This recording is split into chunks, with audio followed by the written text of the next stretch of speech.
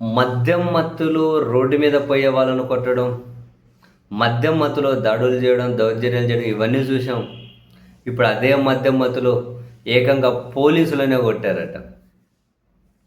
ఈ విషయాన్ని వాళ్ళు వీళ్ళు రాయడం చెప్పడం కాదు. స్వయాన తెలుగుదేశం పార్టీ కరపత్రిక వారాంతం పలుకుల పత్రిక, ఆ పత్రికలోనే ఒక కథనం రాసుకుంటూ వచ్చారు. మద్యం మత్తులో పోలీసులపై ఎదురుదాడి.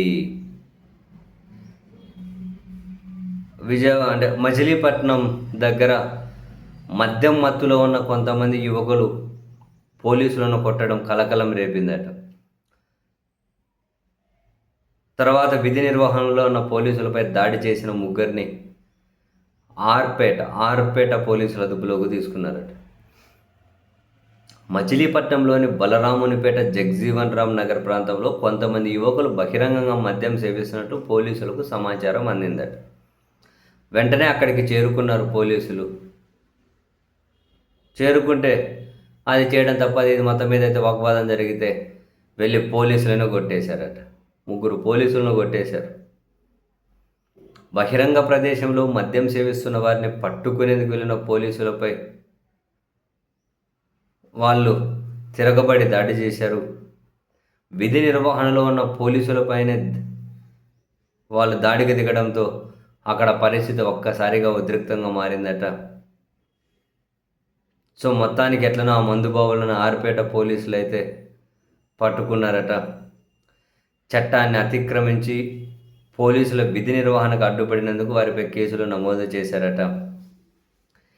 ఈ ఘటనలో ఎక్కడైతే పోలీసులను కొట్టారో అదే ప్రాంతంలోనే ప్రజలందరినీ పిలిపించి అందరూ చూస్తుండగానే నిందితులకు కౌన్సిలింగ్ ఇచ్చారట. రోడ్డు మీద నడిపించలేదా? ఇంకా అంటే వాళ్ళు కుంటుతూ ఉండాలి కదా, రోడ్డు మీద నడిపించలేదా? జరగలేదా? అయితే వాళ్ళు వైసీపీ వాళ్ళు అయి ఉండరేమో, తెలియదు మరి.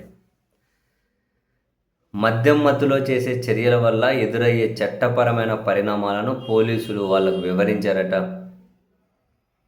ప్రజల రక్షణ కోసమే పోలీసులు ఉన్నారని, విధి నిర్వహణలో ఉన్న పోలీసులపై దాడి చేయడం చట్టవిరుద్ధమని తెలిపారట. ఇలాంటి చర్యలకు పాల్పడితే చట్టపరమైన చర్యలు తప్పవని హెచ్చరించారట.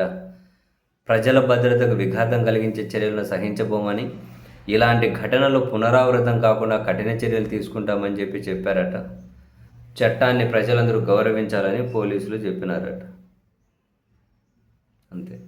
మద్యం తాగుతూ బహిరంగంగా ఎందుకు తాగుతున్నారు అన్నందుకు పోలీసులనే కొట్టారట. వాళ్ళు పోలీసులనే కొట్టారంటే దాని వెనక వాళ్ళ అంటే ఎవరి బలం ఉందో మనం అంచనా వేయగలం, ఎంత మద్యం మత్తులో ఉన్నవాళ్ళు.